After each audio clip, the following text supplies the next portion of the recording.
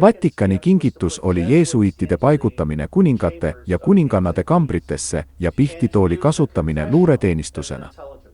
On selgelt kindlaks tehtud, et katoliku kiriku elemendid, kui mitte katoliku kirik ise, on võtnud lapsi vallalistelt emadelt ja müünud neid pedofiiliasse.